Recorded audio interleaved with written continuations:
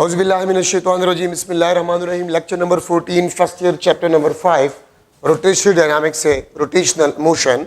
कोई भी बॉडी अगर एक फिक्स पॉइंट के इर्द गिर्द मोशन करे तो उस मोशन को हम रोटेशनल मोशन कहते हैं। और रोटेशनल मोशन के दौरान तमाम पार्टिकल्स मोशन करते हैं फिक्स पॉइंट के इर्द गिर्द सिवाय सेंटर ऑफ मास के। सेंटर ऑफ मास आपके पास जो होता है वो स्टेशनरी होता है या रेस्ट में होता है। ठीक है, ये आपके पास axis of rotation, axis of rotation imaginary line है। ये हमेशा प्लेन ऑफ रोटेशन के परपेंडिकुलर होता है, ये हमेशा प्लेन ऑफ रोटेशन के परपेंडिकुलर होता है। ठीक है, और एक्सिस ऑफ रोटेशन आपके पास जो होता है ये हमेशा आपके पास स्टेशनरी होता है, रेस्ट में होता है। क्यों? क्योंकि एक्सिस ऑफ रोटेशन जिस पॉइंट से गुजरता है वो आपके पास रेस्ट में होता है या स्टेशनरी होता है। रेफरेंस एक्सिस ये रियल लाइन होता है, ये इमेजिनरी नहीं होता। This is always parallel to the plane of rotation. और reference axis आपके पास है, this is movable. This is a movable. Rotational motion के दौरान ये motion करता है, ये rest में नहीं होता। और reference axis उस point को locate करता है जिस point के motion को हम observe करते हैं, उस point को basically ये locate करता है। ठीक है, तो this is reference axis, a real line always parallel to the plane of rotation. This is movable. Axis of rotation always perpendicular to the plane of rotation, always stationary, imaginary line आपके पास होता है। ठीक है, तो rotational motion के दौरान तमाम particles motion करते हैं सिवाय सेंटर ऑफ मास के। सेंटर ऑफ मास आपके पास जो होता है वो हमेशा रेस्ट में होता है, या वो पॉइंट जहां से एक्सिस ऑफ रोटेशन पास हो रहा है वो हमेशा आपके पास रेस्ट में होता है। ठीक है, हम स्टार्ट कर रहे एंगुलर डिस्प्लेसमेंट से, जो कि प्लेन एंगल है। फर्स्ट चैप्टर में डिटेल में हम इसको डिस्कस कर चुके हैं। कोई भी बॉडी अगर सर्कुलर पाथ पे मोशन करता है, ठीक है, तो आपके पास जो कर्व होगा, कर्व, ठीक है, ये आपके पास बॉडी जो है अगर ए पॉइंट से बी पॉइंट तक जाता है तो सेंटर के साथ ये एंगल जो सबटेंड करता है इसको हम एंगुलर डिस्प्लेसमेंट कहते हैं। और याद रखें थीटा आपके पास जो है this is the angular displacement, जो कि जिसको हमने प्लेन एंगल बी कहा था। और हमने फर्स्ट चैप्टर में लिखा था theta is equal to S divide by R, the ratio of arc length to the radius of a circular path, standard unit radian. ठीक है, जो कि हम फर्स्ट चैप्टर में डिटेल में पढ़ चुके हैं। ठीक है, इसको मैं इस तरह भी लिख सकता हूं, S is equal to R theta. तो याद रखें ये इक्वेशन लीनियर डिस्प्लेसमेंट और एंगुलर डिस्प्लेसमेंट को रिलेट करता है। ये इक्वेशन लीनियर डिस्प्लेसमेंट और एंगुलर डिस्प्लेसमेंट को रिलेट करता है। तो इसका मतलब ये है कि किसी भी लीनियर पैरामीटर को हम एंगुलर पैरामीटर के साथ रिलेट कर सकते हैं। ठीक है, S is the linear displacement, theta is the angular displacement. S is directly proportional to R if theta is kept constant. अगर थीटा आपके पास कांस्टेंट हो, या मैं लिख सकता हूं S1 divided by S2 is equal to R1 divided by R2. S is directly proportional to theta. ठीक है, if R is kept constant, या S1 divided by S2 is equal to theta 1 divided by theta 2. ठीक है, इसका मतलब आपके पास क्या बनता है? देखिए, अगर मेरे पास दो व्हील्स हैं डिफरेंट रेडियस वाले, ठीक है, आपके पास दो व्हील्स हैं, ठीक है, और दोनों व्हील्स को हम सेम रिवोल्यूशन दे देते हैं। Revolution is also the unit of angular displacement. एक छोटा व्हील है, एक बड़ा व्हील है, दोनों को जमीन पे मैं एक रिवोल्यूशन दे देता हूं, तो लीनियर डिस्प्लेसमेंट कौन सा व्हील ज्यादा ट्रेवल करेगा? जिसका आर ज्यादा होगा, जो बड़ा व्हील होगा वो ज्यादा लीनियर डिस्प्लेसमेंट ट्रेवल करेगा, और जिसका रेडियस कम होगा वो कम लीनियर डिस्प्लेसमेंट ट्रेवल करेगा। तो S is directly proportional to R। ठीक है, दो व्हील्स हैं डिफरेंट रेडियाई वाले, ठीक है, अगर हम सेम रिवोल्यूशन दे तो linear displacement travel by a wheel having large radius will be more. ठीक है, अच्छा, S is directly proportional to theta if R is kept constant. इसको समझना आसान है। अगर दो सेम रेडियस वाले व्हील्स हैं, ठीक है, और हम एक को 1 रिवोल्यूशन देते हैं और दूसरे को 2 रिवोल्यूशन देते हैं, तो लीनियर डिस्टेंस कौन सा ज्यादा ट्रेवल करेगा? जिसको आप ज्यादा रिवोल्यूशन देंगे वो ज्यादा लीनियर डिस्टेंस ट्रेवल करेगा। ठीक है, और यहां से मैं लिख सकता हूं theta is inversely proportional to r if the arc length is kept constant. और अगर मैं इसका रेशियो बना लूं, θ1 divide by θ2 is equal to r2 divide by r1. ठीक है, तो ये आपके पास एंगुलर डिस्प्लेसमेंट जो है, this is inversely proportional to r. ये r के इनवर्सली प्रोपोर्शनल है if the arc length is kept constant. अगर आपके पास आर्क लेंथ कांस्टेंट हो. अब इसका क्वेश्चन मैं किस तरह बना सकता हूं?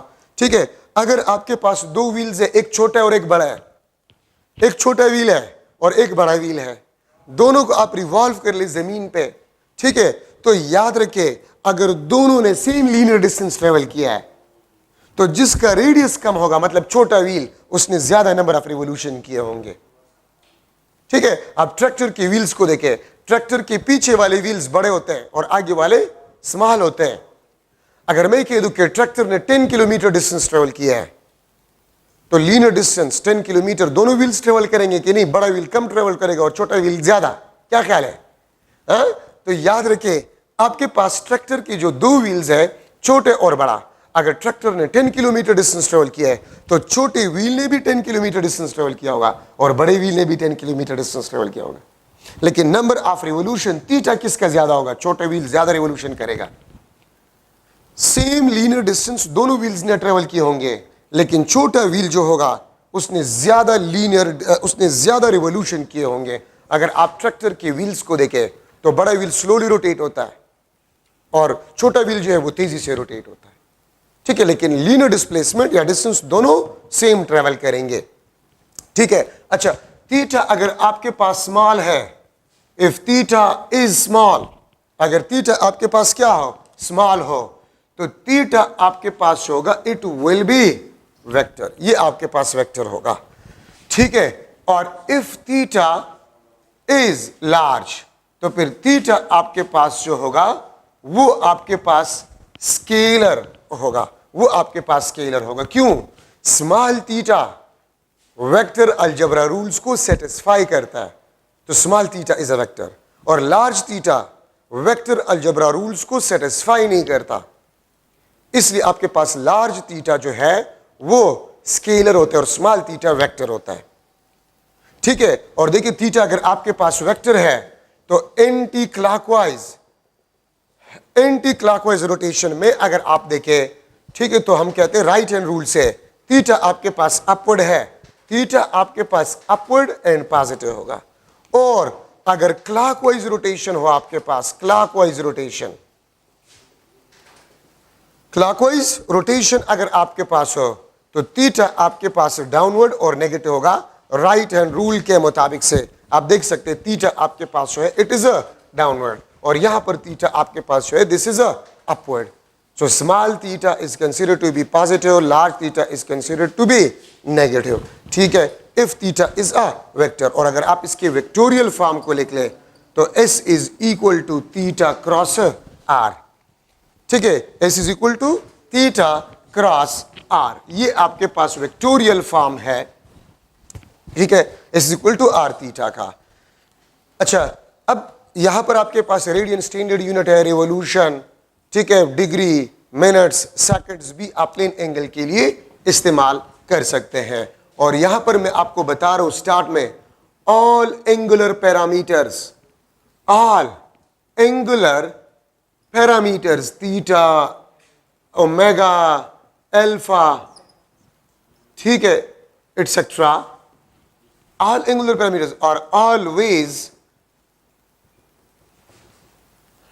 along axis of rotation.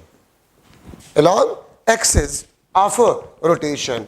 जितनी भी एंगुलर पैरामीटर्स आपके पास होते हैं they are always along the axis of rotation. या तो अपवर्ड होंगे या आपके पास डाउनवर्ड होंगे.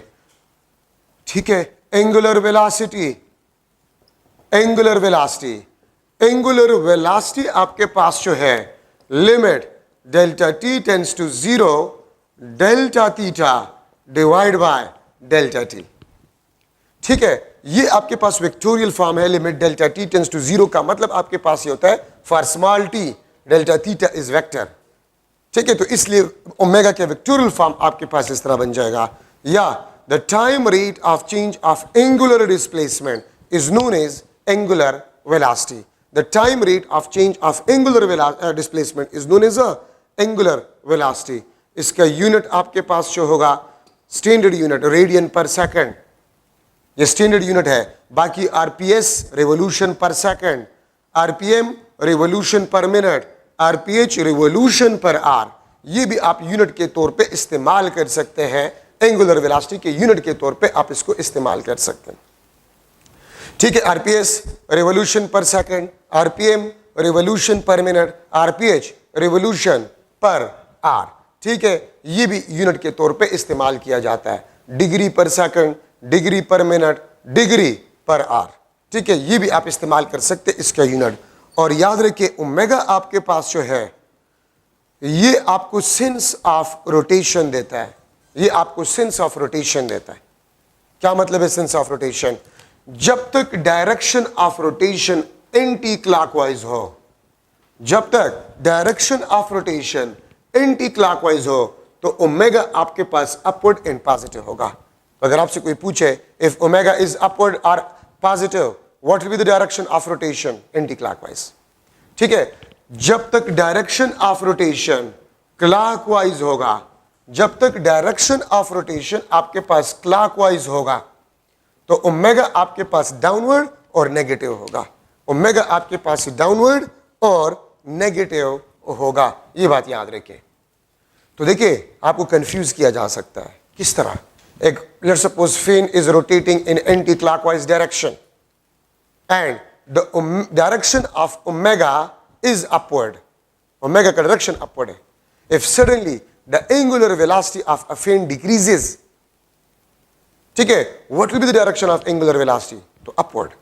याद रखिए जब तक direction of rotation anti clockwise हो, जब तक direction of rotation anti clockwise हो, वह एंगुलर वेलोसिटी कांस्टेंट हो, वह एंगुलर वेलोसिटी इंक्रीज हो रहा हो, वह एंगुलर वेलोसिटी डिक्रीज हो रहा हो, जब तक direction of rotation anti clockwise होगा तो ओमेगा आपके पास अपवर्ड और पॉजिटिव होगा. ठीक है, और जब तक डायरेक्शन ऑफ रोटेशन क्लॉकवाइज होगा तो ओमेगा डाउनवर्ड होगा या नेगेटिव होगा. ये कन्वेंशनली लिया गया है कि एंटी क्लॉकवाइज तो omega is upward and positive. ठीक है, तो अगर मैं आपको कह दूं omega is positive, what will be the direction of rotation? Anti clockwise. If omega is negative, what will be the direction of rotation? Clockwise. If omega is upward, what will be the direction of rotation? Anti-clockwise. If omega is downward, what will be the direction of rotation? तो आपके पास clockwise. ठीक है. अच्छा, अब अगर मैं लिख लो for one revolution, for one revolution के लिए डेल्टा थीटा आपके पास 2 पाई के बराबर होता है. ठीक है, वन रिवोल्यूशन में 2 पाई रेडियन एंगल सबसेंड होता है. और ये आपके पास कैपिटल टी, ये आपके पास टाइम ऑफ रिवोल्यूशन है. तो अगर मैं ओमेगा को लिख लो तो omega is equal to 2 pi divide by T, या ये आपके पास 2 पाई एफ होगा. और इसी इक्वेशन के बेस पे हम इसको एंगुलर फ्रीक्वेंसी बी कहते हैं. इसको हम एंगुलर फ्रीक्वेंसी बी कहते हैं. ठीक है, ये बात याद रखिए. तो अगर आपको टाइम ऑफ रिवोल्यूशन गिवन हो, अगर मैं कह दूं 1 सेकंड में 1 रिवोल्यूशन हो रहा है, what will be the angular velocity of rotatory body? तो 2 pi radian per second. If the linear frequency is 10 hertz, is 10 hertz, what will be the angular frequency? तो 20 पाई रेडियन हर्ट्ज आपके पास angular frequency होगा. ठीक है, अगर आपके पास ratio of angular frequency to the linear frequency, this will be equal to 2 pi. The ratio of angular frequency to the linear frequency is equal to 2 pi. The ratio of linear frequency to the angular frequency, this is equal to 1 divide by 2 pi. ठीक है, मैं लिख सकता हूं the product of angular velocity and time of revolution, this is equal to 2 पाई. ये आपके पास 2 पाई के बराबर होगा. ठीक है, ये आपके पास 2 पाई के बराबर आपके पास होगा. ठीक है, ये बात याद रखिए. So the ratio of angular frequency to the linear frequency is equal to 2 pi. ठीक है, the product of angular frequency and time of revolution is equal to 2 pi. तो अगर आपको टाइम ऑफ रिवोल्यूशन गिवन हो या linear frequency, what will be the angular velocity, आप यहां से मालूम कर सकते हैं। और अगर मैं लिख लो फॉर एन रिवोल्यूशन ओमेगा आपके पास जो होता है this is equal to n two pi divide by t, या इसको मैं लिख सकता हूं 2 पाई n इंटू f। क्या मतलब है इसका? अगर आपको बताया जाए कि 10 रिवोल्यूशन एक बॉडी ने किया 1 सेकंड में, तो n 10 पुट करे और time of revolution 1 second put करे, आपके पास एंगुलर फ्रीक्वेंसी आ जाएगा। ठीक है, नंबर ऑफ रिवोल्यूशन अगर गिवन हो, लीनियर फ्रीक्वेंसी गिवन हो, एंगुलर फ्रीक्वेंसी आपके पास आ जाएगा। तो ये आपके पास n नंबर ऑफ रिवोल्यूशन के लिए आपके पास इक्वेशंस है। Omega is equal to 2 pi n divide by t या 2 पाई n f। तो ये आपके पास n रिवोल्यूशंस के लिए है। ठीक है, अच्छा अब अगर मैं रिलेट करूं, ठीक है, the relation between linear velocity and angular velocity, जिस तरह हम लीनियर डिस्प्लेसमेंट और एंगुलर डिस्प्लेसमेंट को रिलेट कर सकते हैं, एग्जैक्टली उसी तरह हम लीनियर वेलोसिटी और एंगुलर वेलोसिटी को भी रिलेट कर सकते हैं। लेकिन इससे पहले एक बात आप लोग याद रखें, ठीक है, कि आपके पास theta, omega, time of revolution, frequency और angular acceleration, these are independent, these are independent of r। ठीक है, ये r, this is independent of r, distance of particle, that is distance of particle from axis of rotation। ठीक है, axis of rotation से आपके पास जो है, तो ये r से इंडिपेंडेंट है। ठीक है, रिजिड बॉडी भी एक बात याद रखिए, रिजिड बॉडी आपके पास क्या होता है? If particles are at constant distances, if particles are at constant distances from each other, if particles are at constant distances from each other and they are interlocked, इसको हम रिजिड बॉडी कहते हैं, इसको हम रिजिड बॉडी कहते हैं। ठीक है, अगर ये आपके पास एक रिजिड बॉडी है, इसमें डिफरेंट पार्टिकल्स है, इसमें डिफरेंट पार्टिकल्स है आपके पास। ठीक है, अगर मैं लिख लूं कि इसके दरमियान डिस्टेंस d1, इसके दरमियान डिस्टेंस d2, ये d3, d1 is equal to d2 is equal to d3, means the distances are constant between the particles and they are interlocked. तो फिर इस बॉडी को हम रिजिड बॉडी कहते हैं। याद रखिए, 100% rigid body is not possible, but solid bodies को हम रिजिड बॉडी कंसिडर करते हैं, सॉलिड बॉडीज को हम रिजिड बॉडी कंसिडर करते हैं। क्यों? क्योंकि अगर आप रिजिड बॉडी कंसिडर करें तो याद रखिए आपके पास जो है रोटेशनल डायनामिक्स में प्रॉब्लम सॉल्यूशन इंतहाई आसान हो जाता है। ठीक है, अगर आप सॉलिड बॉडी को रिजिड बॉडी कंसिडर करें तो देखिए, अगर ये रिजिड बॉडी है और ये आपके पास एक्सेस ऑफ रोटेशन है, तो डिफरेंट पार्टिकल्स डिफरेंट डिस्टेंसेस पे है, r1, r2, ये आपके पास r3। ठीक है, तो एक बात याद रखिए, अगर रिजिड बॉडी रोटेटरी मोशन करता है तो रिजिड बॉडी के हर एक पार्टिकल का एंगुलर डिस्प्लेसमेंट, उसका एंगुलर वेलोसिटी, उसका टाइम ऑफ रिवोल्यूशन, उसका फ्रीक्वेंसी, उसका एंगुलर एक्सेलरेशन, तमाम पार्टिकल्स के सेम होंगे।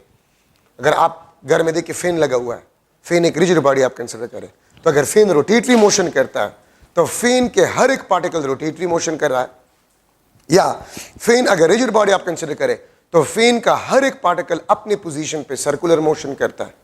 तो अगर मैं कह दूं कि फैन का एंगुलर वेलोसिटी, फैन का एंगुलर वेलोसिटी वो 2 रिवोल्यूशन पर सेकंड है, let's suppose 2 revolution per second, आपके पास अगर एंगुलर वेलोसिटी है फैन का तो फेन के हर एक पार्टिकल का angular velocity 2 revolution per second होगा, ख्वाह पार्टिकल एक्सिस के नजदीक है ख्वाह पार्टिकल एक्सिस से दूर है। अगर मैं कह दूं कि angular displacement of a fan around its on axis is a 2 revolution per second, तो हर एक पार्टिकल 1 सेकंड में 2 रिवोल्यूशन करेंगे। एंगुलर डिस्प्लेसमेंट भी सेम होगा, टाइम ऑफ रिवोल्यूशन भी सेम होगा, फ्रीक्वेंसी भी सेम होगा। ठीक है, अगर फेन का एंगुलर एक्सेलरेशन 0 है तो हर एक पार्टिकल का एंगुलर एक्सेलरेशन 0 होगा।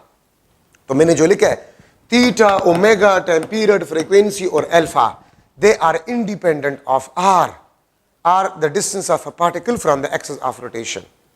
ठीक है, रिजिड बॉडी के डिफरेंट पार्टिकल्स का distance from axis of rotation उसको हम आर कहते हैं। तो ये बहुत इंपॉर्टेंट कंसेप्ट है, ये याद रखें। अच्छा, relation between linear velocity and angular velocity, तो v is equal to r omega, और इसको मैं इस तरह भी लिख सकता हूं, और इसको मैं इस तरह भी लिख सकता हूं, v is equal to r 2 pi divide by t, और v is equal to 2 pi r into f. ठीक है, तो ये आपके पास जो है मुख्तलिफ किस्म के इक्वेशन है फॉर द लीनियर वेलोसिटी। यहां पर मैं लिख सकता हूं v is directly proportional to r। ठीक है, if angular velocity is kept constant, या v1 divide by v2 is equal to r1 divide by r2। v is the linear velocity of every particle of a rigid body which is rotating around the fixed axis। ठीक है, तो इसका मतलब आपके पास ये बन रहा है कि रिजिड बॉडी, फॉर एग्जांपल आपका फेन है, वो रोटेटरी मोशन करे, तो उस फेन का हर एक पार्टिकल का जो लीनियर वेलोसिटी होगा, अगर डिस्टेंस डिफरेंट है तो लीनियर वेलोसिटी डिफरेंट होगा, बावजूद इसके कि एंगुलर वेलोसिटी कांस्टेंट होगा। और मैंने आपको स्टार्ट में बताया कि अगर फेन रोटेटरी मोशन करता है तो angular velocity of all the particles will be same और constant, but the linear velocity of all the particles will be different. Linear velocity आपके पास डिफरेंट पार्टिकल्स के डिफरेंट आपके पास होंगे, तो v is directly proportional to r। If omega is kept constant, तो v1 divide by v2 is equal to r1 divide by r2। तो rigid body के डिफरेंट पार्टिकल्स अगर डिफरेंट डिस्टेंसेस पे, तो उनके लीनियर वेलोसिटी आपके पास क्या होंगे, डिफरेंट होंगे। उनके लीनियर वेलोसिटीज आपके पास जो है वो डिफरेंट होंगे। ठीक है, तो ये बात आप लोग याद रखिए। अच्छा, अब यहां पर मैं लिख रहा हूं, इसका मतलब ये बना कि linear velocity is r dependent but angular velocity is independent of r. अच्छा, अब यहां से मैं लिख सकता हूं v is directly proportional to omega, v is inversely proportional to the time of revolution, v is directly proportional to the frequency। ठीक है, तो इसको मैं लिख सकता हूं, अगर आपके पास r जो है वो कांस्टेंट है, v1 divide by v2 is equal to omega 1 divide by omega 2, v1 divide by v2 is equal to t2 divide by t1, v1 divide by v2 is equal to f1 divide by f2। ठीक है, ये बात आप लोग याद रखें। तो अगर angular velocity if r is kept constant, मतलब फेन है, एंगुलर वेलोसिटी ज्यादा है तो लीनियर वेलोसिटी भी ज्यादा होगी, एंगुलर वेलोसिटी कम है तो लीनियर वेलोसिटीज भी कम होंगी। ठीक है, अगर मैं लिख लूं कि आपने स्ट्रिंग के साथ एक मास अटैच किया हुआ है और उसको आप रोटेट कर रहे हैं, उसको आप रोटेट करें, तो अगर आप स्लो स्पीड से रोटेट करें लीनियर वेलोसिटी स्मॉल होगा, अगर आप तेज स्पीड से रोटेट कर रहे हैं लीनियर वेलोसिटी आपके पास है वो ज्यादा होगा। ठीक है, अगर मैं इसका वेक्टर फॉर्म लिख लूं, v is equal to omega cross r, v is equal to omega cross r, तो ये आपके पास जो है relation between linear velocity and angular velocity. अगर मैं आपसे पूछूं the ratio of linear velocity and linear frequency, the ratio of linear velocity to the linear frequency is equal to 2 pi r, which is equal to the circumference of a circle, circumference of a circle। ठीक है, तो ये बात आप लोग याद रखिए, ये आपके पास लीनियर वेलोसिटी के इक्वेशन है और ये आपके पास इसका वेक्टर फॉर्म है, v is equal to omega cross r। अगर मैं आपसे पूछूं कि अगर मैं लिख लूं MCQ, rigid body, two two particles of a rigid body, two particles of rigid body has R1 divided by 2 is equal to 1 ratio 3. R1 ratio R2 is equal to 1 ratio 3. Rotating around fixed point. ठीक है, rotating around fixed point. ठीक है, then the ratio of their linear velocities will be equal to dash. दो particles है rigid body के जो rotatory motion कर रहे हैं, उनके R के ratios 1 ratio 3 है, तो linear velocities के ratio आपके पास जो है वो क्या होंगे? 1 ratio 3, 1 ratio 9, C ऑप्शन आपके पास 3 ratio 1 और D ऑप्शन आपके पास 1 ratio 1. ठीक है, तो आप देख सकते हैं अगर R की रेशियो 1 रेशियो 3 है तो लीनियर वेलोसिटीज के रेशियो आपके पास क्या होंगे? वो भी आपके पास 1 रेशियो 3 होगा. ये आपके पास फर्स्ट क्वेश्चन, ये फर्स्ट क्वेश्चन. सेकंड क्वेश्चन, उन दो पार्टिकल्स के एंगुलर वेलोसिटीज के रेशियो क्या होंगे? उन दोनों पार्टिकल्स के टाइम ऑफ रिवॉल्यूशन के रेशियोज आपके पास क्या होंगे? ठीक है, उन दोनों के आपके पास फ्रीक्वेंसीज के रेशियो आपके पास क्या होंगे? ठीक है, ये मैंने आपसे मुख्तलिफ क्वेश्चंस कर लिए. तो ये आपके पास 1 रेशो 1, 1 रेशो 1, 1 रेशो 1, जो कि मैंने स्टार्ट में आपको बता दिया कि रिजिड बॉडी के तमाम पार्टिकल्स के angular velocities, time of revolution, frequency, ठीक है, वो आपके पास सेम होंगे for a single rigid body. ठीक है, अच्छा अब यहां पर मैं स्टार्ट कर रहा हूं angular acceleration. Angular acceleration, the time rate of change of angular velocity is known as angular acceleration. ठीक है, आपके पास angular acceleration होगा. ठीक है, अगर angular velocity में change आएगा तो angular acceleration प्रोड्यूस होगा, और अगर एंगुलर वेलोसिटी में चेंज नहीं आएगा तो एंगुलर एक्सेलरेशन आपके पास जीरो होगा. मैग्नीट्यूड वाइज में इसको इस तरह लिख सकता हूं, delta omega divide by delta t. Omega अगर आपके पास कांस्टेंट है तो delta omega will be zero, alpha will be equal to zero. ठीक है, और अगर ओमेगा आपके पास कांस्टेंट ना हो, वेरिएबल हो, तो फिर एंगुलर एक्सेलरेशन आपके पास प्रोड्यूस होगा. अब यहां पर मैं लिख रहा हूं number first, if delta omega is equal to positive, तो अल्फा आपके पास क्या होगा? पॉजिटिव होगा. if delta omega is equal to positive, alpha will be equal to positive. और अगर अल्फा आपके पास पॉजिटिव है तो ये मुझे दो इंफॉर्मेशन दे रहा है. Angular speed is increasing. ठीक है, एंगुलर वेलोसिटी आपके पास it will be increasing and alpha will be parallel to omega. अगर मैं कह दूं alpha is positive, alpha is positive, तो अल्फा पॉजिटिव आपको दो बातें बता रहे हैं कि angular velocity is increasing and alpha is parallel to omega. ठीक है, और अगर आपसे ये भी पूछूं कि डायरेक्शन ऑफ रोटेशन क्या होगा, तो direction of rotation may be clockwise और anti-clockwise. Direction of rotation may be clockwise or anti-clockwise. अगर अल्फा पॉजिटिव है तो अल्फा के पॉजिटिव से मैं डायरेक्शन ऑफ रोटेशन के बारे में कुछ भी नहीं बता सकता.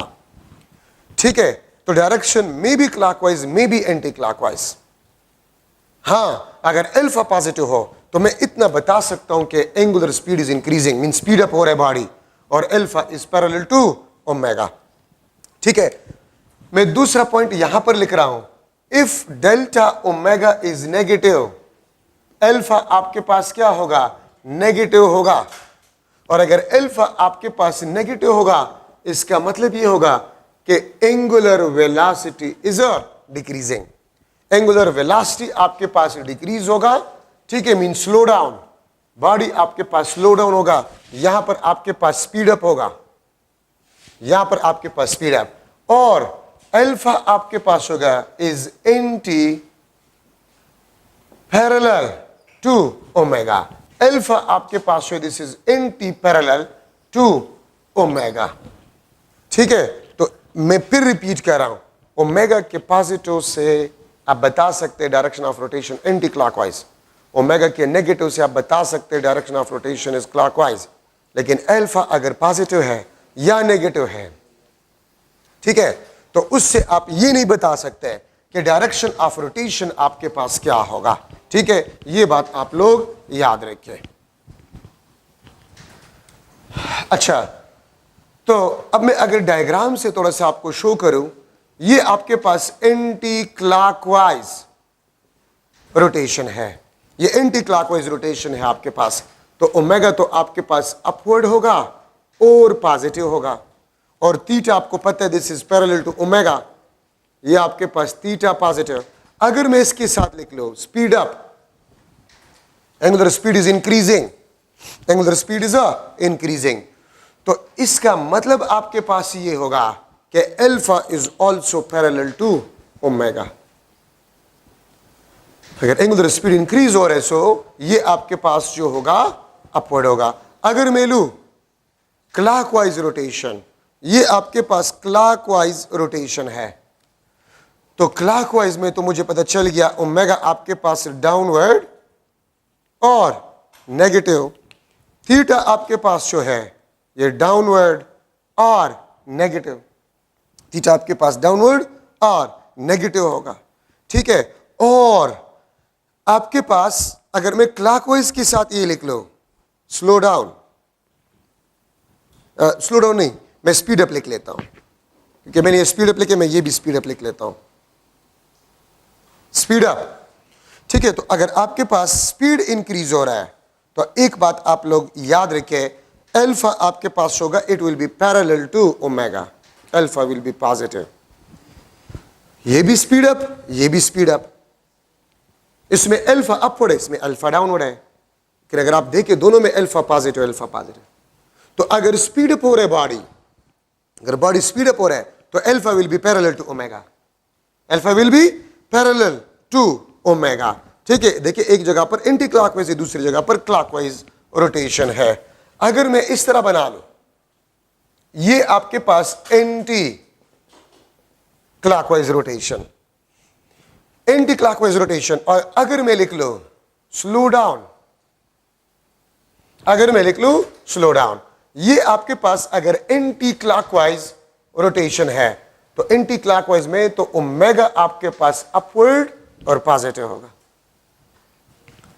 ठीक है, थीटा आपके पास ये अपवर्ड एंड पॉजिटिव होगा।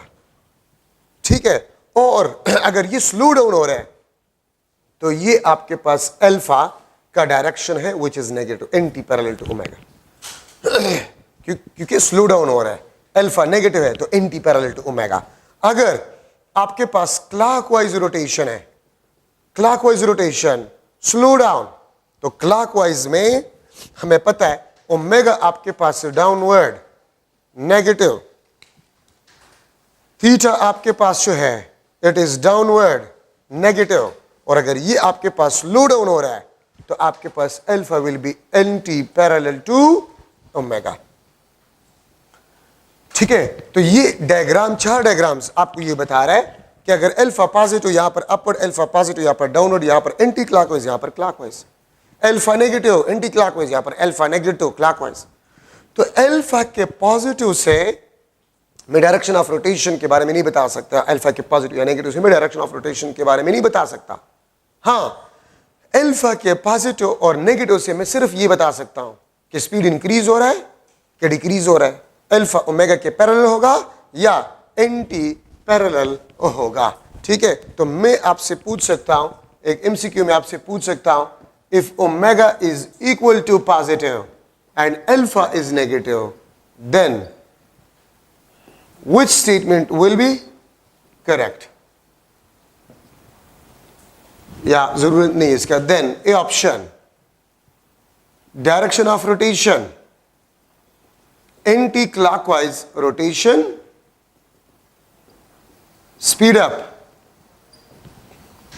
B option, clockwise rotation, speed up. C option, anti-clockwise rotation or speed up, D option anti clockwise rotation और स्लो डाउन।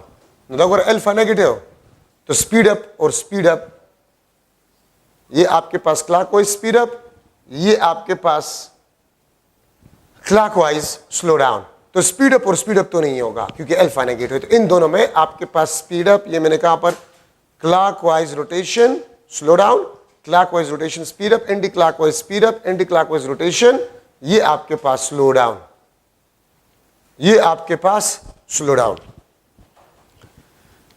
ठीक है, तो देखिए स्पीड अप वाले आंसर तो आपके पास नहीं, स्लो डाउन में होगा क्योंकि अल्फा नेगेटिव है। ओमेगा पॉजिटिव तो एंटी क्लॉकवाइज रोटेशन, ये आपके पास करेक्ट ऑप्शन होगा। ठीक है, तो इस किस्म के क्वेश्चंस आपके पास आ सकते हैं। तो ये आपके पास एंगुलर एक्सेलरेशन में इंपॉर्टेंट डिस्कशन आपके पास बन गया है। ठीक है, अब देखिए अगर मैं लूं ये आपके पास डायरेक्शन ऑफ मोशन है या वेलोसिटी का डायरेक्शन है और आप along a direction of motion force लगा रहे हैं, तो ये फोर्स F आपके पास जो है it can change magnitude of velocity, ये वेलोसिटी के मैग्नीट्यूड को चेंज करेगा। ठीक है, और अगर ये आपके पास मोशन या डायरेक्शन ऑफ वेलोसिटी है और परपेंडिकुलर फोर्स आप लगा रहे हैं, परपेंडिकुलर फोर्स, तो it can change direction, it can change direction but not magnitude. ठीक है, ये सिर्फ डायरेक्शन को चेंज करेगा, मैग्नीट्यूड को चेंज नहीं करेगा। ठीक है, और इसी फोर्स को हम क्या कहते हैं, इसी फोर्स को हम सेंट्रीपिटल फोर्स कहते हैं। ठीक है, आप ये देख सकते हैं इस तरह आपके पास डायरेक्शन ऑफ मोशन चेंज होगा। ठीक है, अगर आप मोशन, ये मोशन का डायरेक्शन है, ये आपके पास वेलोसिटी का डायरेक्शन है, ये आपके पास थीटा, ये आपके पास फोर्स। ठीक है, थीटा आपके पास ना तो जीरो है और थीटा ना आपके पास 90 डिग्री है। ठीक है, तो फिर ये फोर्स आपके पास होगा, it can change both magnitude in direction, ये मैग्नीट्यूड और डायरेक्शन दोनों को चेंज करेगा। ठीक है, अगर फोर्स अदर देन 0 और 90 डिग्री पे लग जाए तो वो मैग्नीट्यूड ऑफ वेलोसिटी और डायरेक्शन ऑफ वेलोसिटी दोनों can change both magnitude and direction of velocity. It can change direction but not magnitude of velocity. ठीक, और वहां पर आपके पास वेलोसिटी को, डायरेक्शन ऑफ वेलोसिटी को चेंज करता है। ठीक है, ये बात याद रखें। तो अगर आप along the direction of motion force लगा रहे हो वो मैग्नीट्यूड ऑफ वेलोसिटी को चेंज करेगा, अगर परपेंडिकुलर आप फोर्स लगा लें वो सिर्फ डायरेक्शन को चेंज करेगा, और अगर आप अदर देन 0 डिग्री एंगल और अदर देन 90 डिग्री एंगल पे आप फोर्स लगा लें तो वो मैग्नीट्यूड और डायरेक्शन दोनों को चेंज करेगा।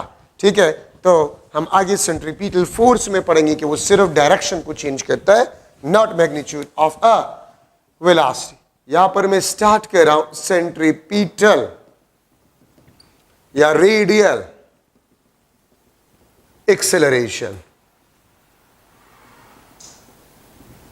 सेंट्रीपिटल और रेडियल एक्सेलरेशन, इसका आपके पास कास जो है वो डायरेक्शन चेंज ऑफ वेलोसिटी है, डायरेक्शन चेंज ऑफ वेलोसिटी है। ठीक है, काइनेमेटिक्स में, और अगर मैं लिख लूं डायनामिक्स में तो फिर कास सेंट्रीपिटल फोर्स होगा डायनामिक्स में। ठीक है, centripetal is always directed towards centre. ठीक है, ये आपके पास डायरेक्शन ऑफ रोटेटरी या रोटेशनल मोशन है। ठीक है, ये आपके पास सेंट्रीपिटल एक्सेलरेशन है and it is always directed toward the centre, ये हमेशा टुवर्ड द सेंटर होती है, इसलिए हम इसको सेंट्रीपिटल एक्सेलरेशन कहते हैं। ठीक है, अब आपके पास सेंट्रीपिटल या रेडियल एक्सेलरेशन, इसका आपके पास फार्मूला है, this is equal to v omega, is equal to v omega. v is the linear velocity, omega is the angular velocity. इसका वेक्टर फॉर्म में इस तरह बना सकता हूं। ठीक है, तो ये अगर लीनियर वेलोसिटी गिवन हो और एंगुलर वेलोसिटी गिवन हो और आपसे पूछ लिया जाए what will be the centripetal acceleration, तो आप इस फार्मूले से सेंट्रीपिटल एक्सेलरेशन को मालूम कर सकते हैं।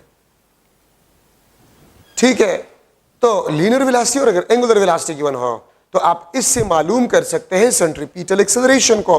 अच्छा, अब देखिए थोड़ा सा मैं इससे मुख्तलिफ और इक्वेशंस निकाल रहा हूं।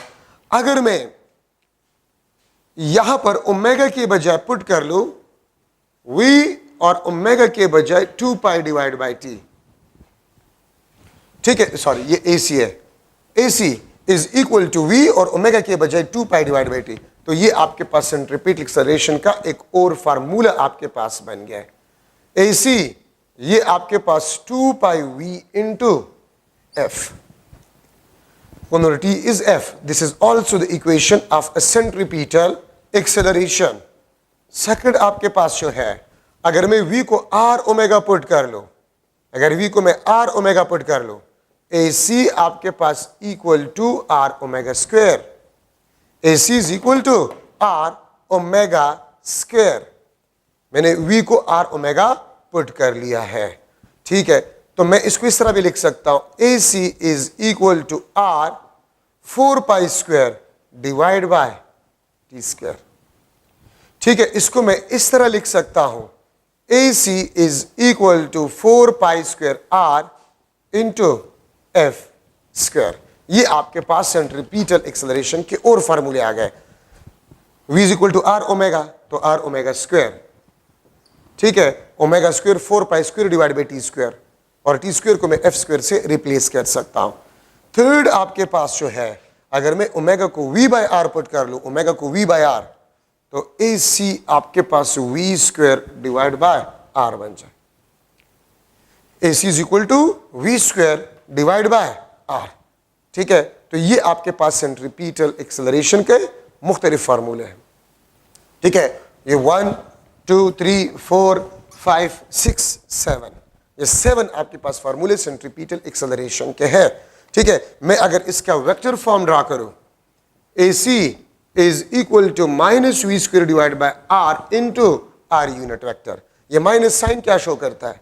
Opposite to the radius. Radius is a vector, radius हमेशा आउटवर्ड होते हैं और सेंट्रीपिटल एक्सेलरेशन टुवर्ड सेंटर होते हैं, तो अपोजिट। तो माइनस साइन शो करते हैं centripetal acceleration is always directed toward the centre. Negative sign का मतलब आपके पास ये होता है।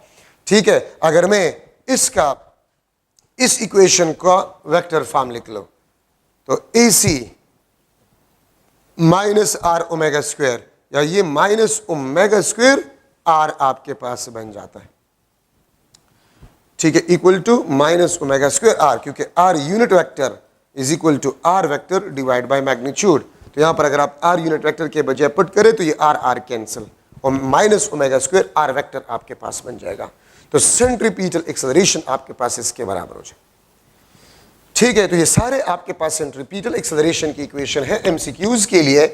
AC is directly proportional to omega square, AC is inversely proportional to t square, AC is directly proportional to f square, AC is directly proportional to the square of linear velocity, AC is inversely proportional to the radius of a circular path.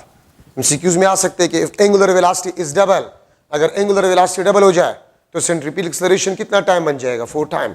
अगर angular velocity half हो जाए centripetal acceleration 4 time decreases. अगर linear velocity double हो जाए तो centripetal acceleration आपके पास 4 times बन जाएगा। अगर लीनियर वेलोसिटी हाफ हो जाए सेंट्रीपिटल एक्सेलरेशन आपके पास जो है 4 टाइम डिक्रीज हो जाएगा। अगर फ्रीक्वेंसी डबल हो जाए सेंट्रीपिटल एक्सेलरेशन आपके पास 4 टाइम्स बन जाएगा। ठीक है, and if the radius of a circular path is double centripetal acceleration आपके पास जो है वो हाफ हो जाएगा। ठीक है, तो वो आप एमसीक्यूज के लिए डिस्कस कर सकते हैं। तो सेंट्रीपिटल एक्सेलरेशन को हम रेडियल एक्सेलरेशन भी कहते हैं, और इसका कास आपके पास होते चेंजिंग डायरेक्शन ऑफ वेलोसिटी आपके पास होता है, और ये एमसीक्यूज के लिए जरूरी पॉइंट्स है कि ये चेंज होगा तो सेंट्रीपिटल एक्सेलरेशन कितना चेंज होगा। तो दूसरा आपके पास जो है tangential acceleration, tangential acceleration. Tangential acceleration का कास आपके पास जो होता है वो चेंजिंग मैग्नीट्यूड ऑफ वेलोसिटी होता है। Changing magnitude of velocity. Centripetal acceleration का कास होता है चेंजिंग डायरेक्शन, और टेंजेंशियल एक्सेलरेशन का जो कास होता है वो changing magnitude of a velocity आपके पास होता है। ठीक है, ये बात आप लोग याद रखें। इसको हम टेंजेंशियल क्यों कहते हैं? This is always tangential to the circular form. ठीक है, इसका वेक्टर फॉर्म आपके पास जो है, वेक्टर फॉर्म आपके पास alpha cross r, this is the vectorial form of a tangential acceleration, alpha cross r. ठीक है, तो देखिए सर्कुलर मोशन में यहां पर चले मैं लिख लेता हूं, अगर यूनिफॉर्म सर्कुलर मोशन हो, यूनिफॉर्म सर्कुलर मोशन हो तो आपके पास ओमेगा कांस्टेंट होता है। ठीक है, मैग्नीट्यूड ऑफ अ वेलोसिटी आपके पास कांस्टेंट होता है, तो अल्फा आपके पास क्या होगा? ठीक है, अल्फा आपके पास 0 होगा, टेंजेंशियल एक्सेलरेशन आपके पास 0 होगा, सेंट्रीपिटल एक्सेलरेशन आपके पास नॉन जीरो होगा। ठीक है, यूनिफॉर्म सर्कुलर मोशन अगर हो, नॉन यूनिफॉर्म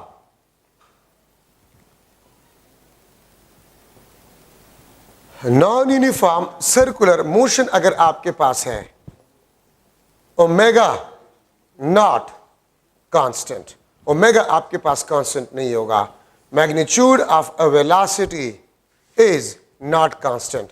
ठीक है, तो आपके पास अल्फा बी नॉन जीरो होगा, टेंजेंशियल एक्सेलरेशन भी आपके पास नॉन जीरो होगा। ठीक है, और सेंट्रीपिटल या रेडियल एक्सेलरेशन भी आपके पास नॉन जीरो होगा। तो याद रखें, सर्कुलर मोशन के दौरान आपके पास 2 लीनियर एक्सेलरेशन प्रोड्यूस होते हैं और 1 एंगुलर एक्सेलरेशन प्रोड्यूस होता है।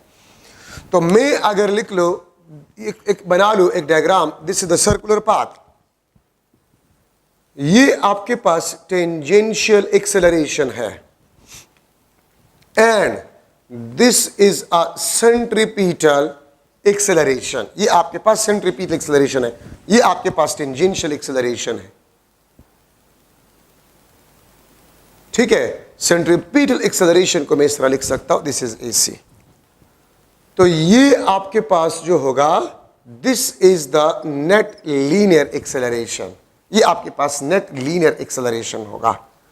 एक बात याद रखिए, सेंट्रीपिटल और टेंजेंशियल एक्सेलरेशन वो हमेशा आपके पास परपेंडिकुलर होते हैं। टेंजेंशियल और सेंट्रीपिटल एक्सेलरेशन ये हमेशा आपके पास जो है वो परपेंडिकुलर होते हैं। तो आपके पास net linear acceleration AC square plus AT square under the root, ये आपके पास नेट लीनियर एक्सेलरेशन होगा। V omega whole square plus R alpha whole square under the root. ठीक है, V omega whole square plus R alpha whole square under the root, ये आपके पास net linear acceleration आपके पास बन जाता है। ठीक है, तो centripetal acceleration and tangential acceleration is always perpendicular at some instantaneous point. मैं आपसे क्वेश्चन इस तरह पूछ सकता हूं, during uniform circular motion, during uniform circular motion in anti-clockwise direction, if velocity is directed west, if linear velocity is directed west, then centripetal acceleration,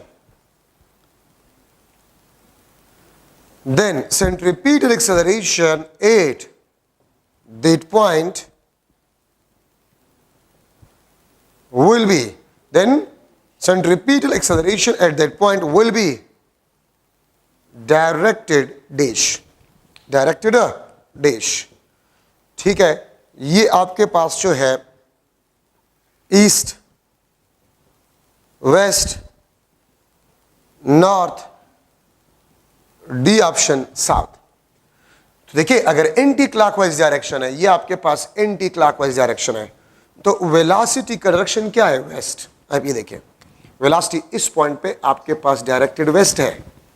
अगर इस point पे आपके पास वेलोसिटी डायरेक्टेड वेस्ट है, तो इसी पॉइंट पे आपके पास सेंट्रीपिटल एक्सेलरेशन जो है वो directed south, directed south, east west north south. ठीक है, तो सेंट्रीपिटल एक्सेलरेशन डायरेक्टेड साउथ है इस पॉइंट पे। ठीक है, तो ये आपके पास सेंट्रीपिटल एक्सेलरेशन, और इसमें आपके पास जरूरी से पॉइंट्स बन गए।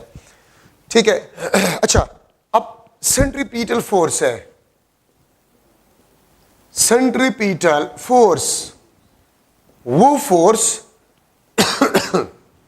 जो सिर्फ और सिर्फ डायरेक्शन ऑफ वेलोसिटी को चेंज कर जाए, उसको हम सेंट्रीपिटल फोर्स कहते हैं। ठीक है, सेंट्रीपिटल फोर्स वो फोर्स होता है जो सिर्फ और सिर्फ डायरेक्शन ऑफ वेलोसिटी को चेंज करे, मैग्नीट्यूड ऑफ वेलोसिटी को नहीं, उसको बेसिकली हम सेंट्रीपिटल फोर्स कहते हैं। Centripetal force is always perpendicular to the velocity.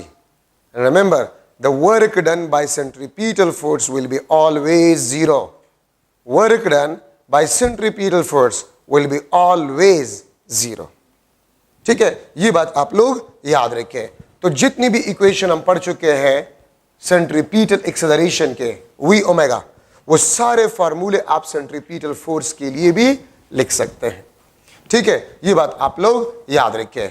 अच्छा, अब सेंट्रीपिटल एक्सेलरेशन में आपके पास जो है जितने फार्मूले हम लिख चुके, v omega v square divide by r, ठीक है, m r omega r omega square वगैरह, ठीक है, उसको आप यहां पर पुट करें, आपके पास सेंट्रीपिटल फोर्स के इक्वेशन आ जाएंगे। Work done by centripetal force is always zero, centripetal force is always directed toward the centre. ठीक है, और सेंट्रीपिटल फोर्स का जो रिएक्शन फोर्स होता है उसको हम सेंट्रीफ्यूगल फोर्स कहते हैं, उसको हम सेंट्रीफ्यूगल फोर्स कहते हैं। Centrifugal force is always directed outward और centripetal force is always directed toward the centre. ठीक है, ये बात याद रखें। अच्छा, अब अगर मैं ले रहा हूं यूनिफॉर्म सर्कुलर मोशन, तो यूनिफॉर्म सर्कुलर मोशन में मैग्नीट्यूड ऑफ वेलोसिटी कांस्टेंट होता है, एंगुलर वेलोसिटी आपके पास कांस्टेंट होता है, अल्फा आपके पास क्या होता है? जीरो।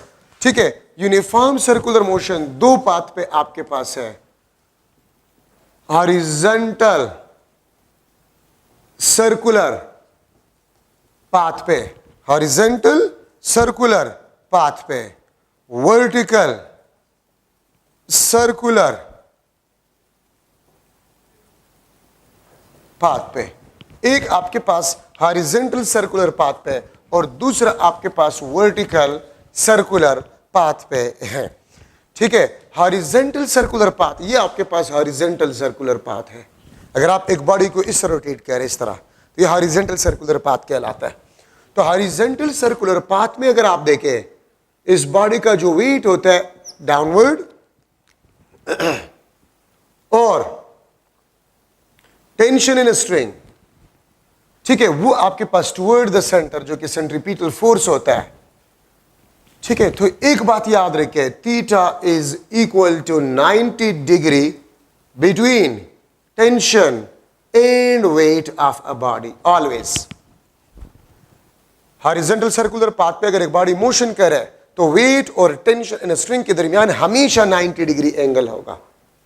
किसी भी पॉइंट पे आप किसी बॉडी को इस रोटेट करें हॉरिजॉन्टल सर्कुलर पाथ पे, तो वेट और टेंशन इन स्ट्रिंग वो हमेशा आपके पास परपेंडिकुलर होते हैं।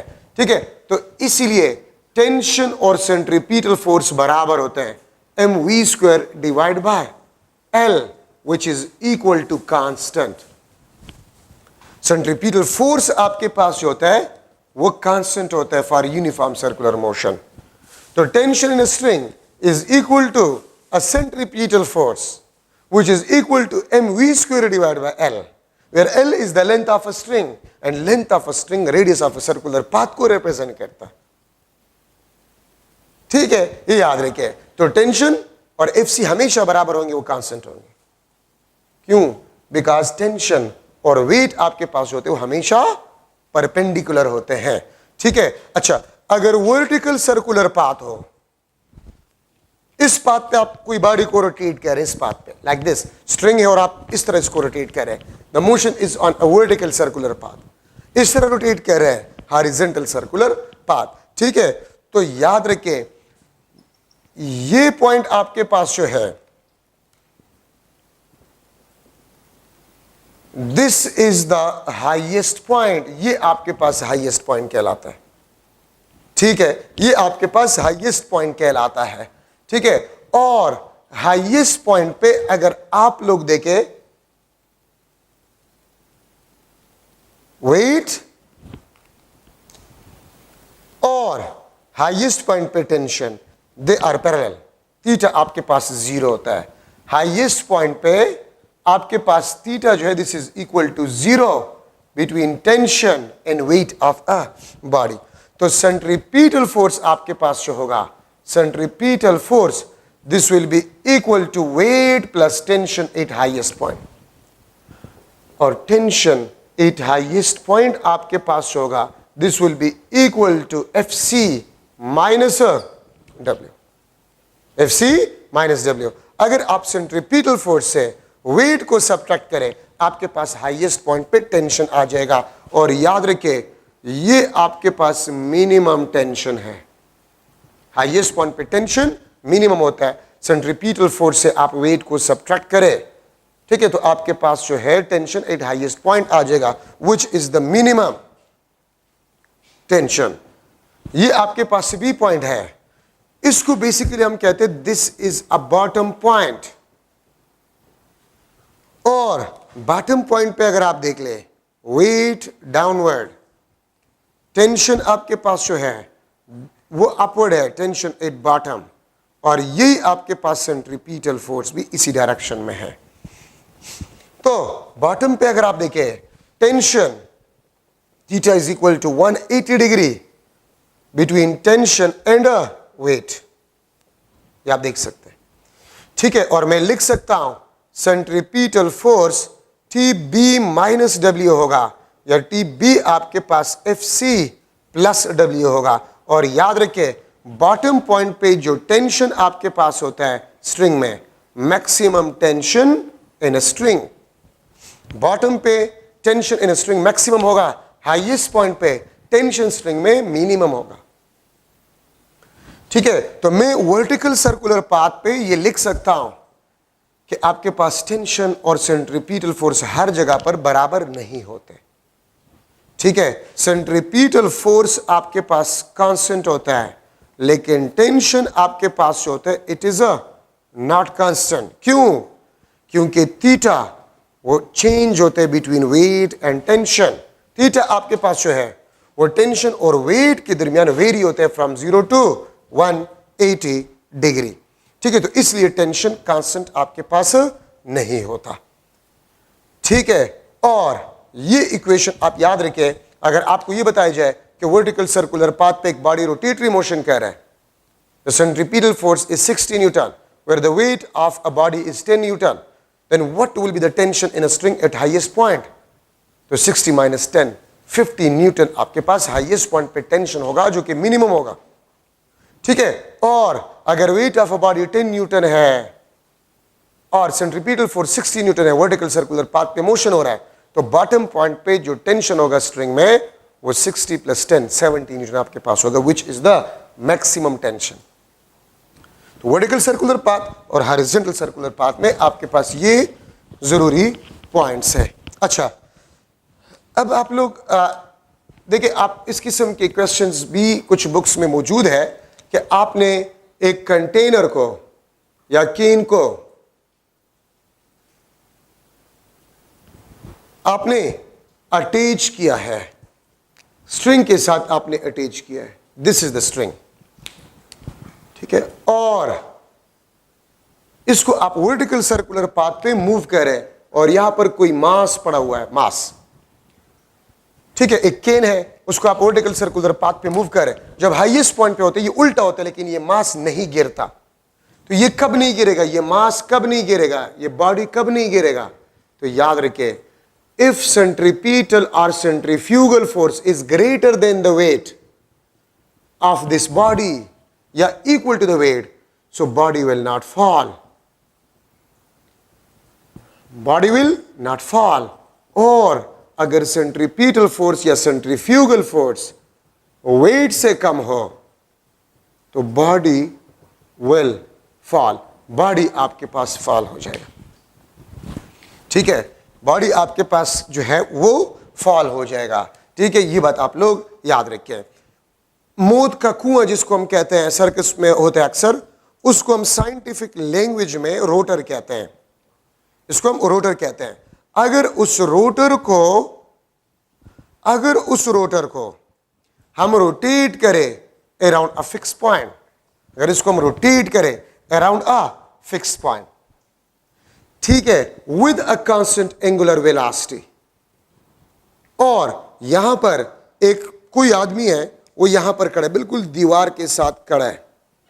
जिस तरह आप ये देखें, इस तरह दीवार के साथ आप खड़े हैं, और इस रोटर को रोटेट किया जाए अराउंड अ फिक्स पॉइंट, और इसके पांव के नीचे से इस फ्लोर को खोल जाए, तो ये बंदा नहीं गिरेगा.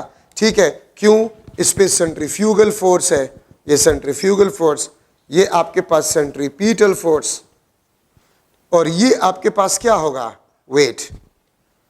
तो ये बंदा क्यों नहीं गिरा? क्योंकि सेंट्रीपिटल फोर्स इसके वेट से ज्यादा है, तो इसलिए ये बंदा इस दीवार के साथ स्टक होगा. बाइक वाला, ठीक है, मौत के कुएं के वॉल्स पे मोशन कर रहे, कार वाला, वो क्यों नहीं गिरता? रोटेशन के दौरान अगर सेंट्रीपिटल और सेंट्रीफ्यूगल फोर्स उस कार के वेट से ज्यादा हो, वो कार नहीं गिरेगा. लेकिन अगर वो स्लो हो जाए, वो सीधे नीचे गिरेगा, क्योंकि फिर वेट ज्यादा हो जाएगा. ठीक है, तो ये आपके पास जो है, इसमें जरूरी पॉइंट्स आपके पास बन गए सर्कुलर मोशन में. ट्रांसलेटरी मोशन आपके पास दो किस्म के है. Translatory motion, curvilinear and rectilinear. Rectilinear mean straight path पे motion, curvilinear mean curve path पे मोशन. बाकी है दोनों आपके पास लीनियर या ट्रांसलेटरी मोशन आपके पास है. अच्छा, अब यहां पर हम डिस्कस कर रहे moment of inertia. Moment of inertia, the property of a rotatory body due to which it resists change in state of rest or uniform rotational motion. किसी भी बॉडी का वो प्रॉपर्टी जिसकी वजह से एक बॉडी अपने स्टेट ऑफ रेस्ट में चेंज लाने को अपोज करे या यूनिफॉर्म रोटेशनल मोशन में चेंज लाने को अपोज करे, उस प्रॉपर्टी को हम कहते हैं मोमेंट ऑफ इनर्शिया. याद रखे, torque is equal to I alpha. ये आपके पास न्यूटन सेकंड लॉ है in rotational dynamics. In rotational dynamics, ठीक है, torque is equal to I alpha. This is the Newton second law in a rotational dynamics. ठीक है, और इस टॉर्क को हम कहते हैं, this is the rotational analog of force in rotational dynamics. ठीक है, और यहां पर मैंने पहले भी आपको बताया था कि एंगुलर एक्सेलरेशन का कास्ट जो है, it is torque in a rotational dynamics. ठीक है, torque into a rotational dynamics. ये आई किस चीज को रिप्रेजेंट करता है? आई आपके पास जो है, this is the moment of inertia. Moment of inertia. और ये कहां से आपके पास आ गया? देखिए, F is equal to m a, torque is equal to m r square alpha. तो अगर आप देखिए, ये दोनों आपके पास एक्सेलरेशन है और ये मास, इसमें इनर्शिया है, तो ये एम आर स्क्वायर आपके पास जो है, एम आर स्क्वायर, ठीक है, ये भी इनर्शिया का काम करेगा इन अ रोटेशनल डायनामिक्स. तो लीनियर मोशन में मास इनर्शिया है और इसमें एम आर स्क्वायर इनर्शिया है, जिसको मोमेंट ऑफ इनर्शिया कहा गया है. मोमेंट ऑफ इनर्शिया किस चीज पे डिपेंड करता है? मास ऑफ बॉडी पे, ठीक है, and the distance of body from axis of rotation. और ये आपके पास सर्कुलर मोशन के लिए है. ये आपके पास सर्कुलर मोशन के लिए है. ठीक है, मास एंड डिस्ट्रीब्यूशन, यहां पर इसके बजाय मैं यहां पर भी आर को इस तरह भी लिखता हूं, डिस्ट्रीब्यूशन ऑफ मास पे भी डिपेंड करता है. Distribution of mass around axis of rotation. Distribution of mass around axis of rotation. और ये बात हम कब करते हैं? ये हम रोटेटरी मोशन के लिए करते हैं, रोटेटरी मोशन के लिए हम करते हैं। ये आपके पास रिजिड बॉडी के लिए, आपके पास क्या है? रिजिड बॉडी के लिए है, ठीक है। तो ये आपके पास मास पे, moment of inertia mass of a body पे, distance of a particle from the axis of rotation अगर मोशन सर्कुलर मोशन है, या distribution of mass around axis of rotation पे मोमेंट ऑफ इनर्शिया डिपेंड करता है। किस तरह? अगर मैं दो सिमिलर रॉड्स लूं, अगर मैं दो सिमिलर रॉड्स लूं,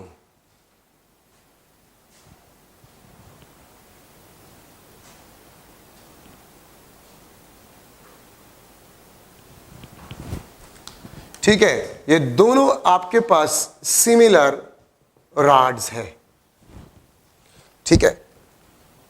ये मैं इस एक्सिस के अराउंड रोटेट कर रहा हूं, this is the axis of rotation, ठीक है। और ये आपके पास जो है,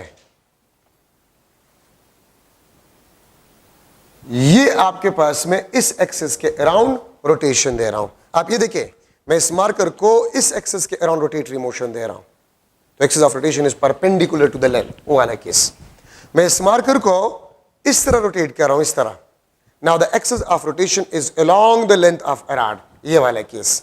सिमिलर रॉड्स है, इसका मोमेंट ऑफ इनर्शिया I1, इसका मोमेंट ऑफ इनर्शिया I2, बावजूद इसके कि रॉड सिमिलर है, लेकिन moment of inertia will be different, उसका मोमेंट ऑफ इनर्शिया ज्यादा है। क्यों? Because the mass is distributed away from the axis of rotation, ठीक है। ये आपके पास R, ये आपके पास R, the distribution of mass around the axis of rotation. इस केस में mass is distributed away from the axis of near to the axis of rotation. R, देखिए mass करीब करीब डिस्ट्रीब्यूटेड है एक्सिस के, उसमें दूर डिस्ट्रीब्यूटेड है, तो मास डिस्ट्रीब्यूट है अवे फ्रॉम द एक्सिस, इसमें नजदीक डिस्ट्रीब्यूटेड है। तो अगर डिस्ट्रीब्यूशन ऑफ मास अवे है from the axis of rotation, तो मोमेंट ऑफ इनर्शिया ग्रेटर होगा। यहां पर नजदीक मास डिस्ट्रीब्यूटेड है, तो मोमेंट ऑफ इनर्शिया आपके पास जो इस केस में कम होगा, ठीक है। तो उसका मोमेंट ऑफ इनर्शिया ज्यादा है। सिमिलर रॉड है लेकिन एक्सिस ऑफ रोटेशन डिफरेंट है, तो मोमेंट ऑफ इनर्शिया डिफरेंट। इसलिए प्रीवियस पेपर्स में अगर आप एमसीक्यू को देख ले कि मोमेंट ऑफ इनर्शिया किन चीजों पे डिपेंड करता है, तो मास पे, डिस्ट्रीब्यूशन ऑफ मास पे, distance of a body from axis, और एक चीज जो आपको यहां पर इस फार्मूले में नजर नहीं आ रहा, वो एक्सिस ऑफ रोटेशन है। एक्सिस ऑफ रोटेशन पे भी डिपेंड करता है। अगर इस रॉड का एक्सिस ऑफ रोटेशन आप यहां पर बना लें, तो फिर भी मोमेंट ऑफ इनर्शिया चेंज होगा। तो एक्सिस ऑफ रोटेशन पे भी मोमेंट ऑफ इनर्शिया डिपेंड करता है। दूसरा एग्जांपल है, लेट सपोज ये आपके पास डिस्क है, ये आपके पास डिस्क है, मास ऑफ अ डिस्क, ठीक है, md है, और इसका रेडियस आपके पास जो दिस इज rd, ठीक है। दूसरा आपके पास रिंग है, रिंग, ये आपके पास रिंग है, दिस इज रिंग, ठीक है। इसका मास आपके पास मास ऑफ अ रिंग, और इसका रेडियस आपके पास rr। अगर मैं लिख लो कि आपके पास मास जो है डिस्क और रिंग दोनों के मासेस बराबर है, ठीक है। अगर मैं कह दूं mass of a disc is equal to mass of a ring, radius of a disc is equal to radius of a ring, mass भी सेम है, रेडियस भी सेम है, तो क्या मोमेंट ऑफ इनर्शिया सेम होगा? इसका मोमेंट ऑफ इनर्शिया Id और इसका मोमेंट ऑफ इनर्शिया Ir। तो सेम मास सेम रेडियस, लेकिन डिस्क का जो मास है वो एक्सिस के नजदीक यूनिफॉर्मली डिस्ट्रीब्यूटेड है, और रिंग का जो मास है वो एक्सिस ऑफ रोटेशन से दूर डिस्ट्रीब्यूटेड है, ठीक है। तो आप देख सकते हैं डिस्क का जो मोमेंट ऑफ इनर्शिया है दैट इज हाफ mr², और रिंग का जो मोमेंट ऑफ इनर्शिया वो mr² है। और आप देख सकते हैं कि रिंग का मोमेंट ऑफ इनर्शिया वो डिस्क के डबल है। डबल क्यों? रिंग में mass distributed away from the axis, ये एक्सिस ऑफ रोटेशन है, तो ये खाली है, मास दूर दूर डिस्ट्रीब्यूटेड है from the axis of rotation. ठीक है, यहां पर आपके पास जो है ये एक्सेस ऑफ रोटेशन है, the mass is uniformly distributed about the axis of rotation. ठीक है, तो मोमेंट ऑफ इनर्शिया रिंग का ज्यादा है बावजूद इसके कि मास ऑलरेडी सेम है। तो देखिए आपने मोमेंट ऑफ इनर्शिया को याद करना होगा, मुख्तलिफ बॉडीज के, स्फेयर का, रिंग का, डिस्क का, रॉड का मोमेंट ऑफ इनर्शिया आप लोगों ने याद करने होंगे। ठीक है, उसका कोई तरीका मैं आपको नहीं सिखा सकता। ठीक है, तो ये आपने याद करने होंगे। लेकिन एक बात याद रखिए कि मोमेंट ऑफ इनर्शिया मास पे, डिस्ट्रीब्यूशन ऑफ मास पे, the distance of the particle from the axis of rotation और एक्सेस ऑफ रोटेशन पे डिपेंड करता है। ठीक है, ये बात याद रखिए।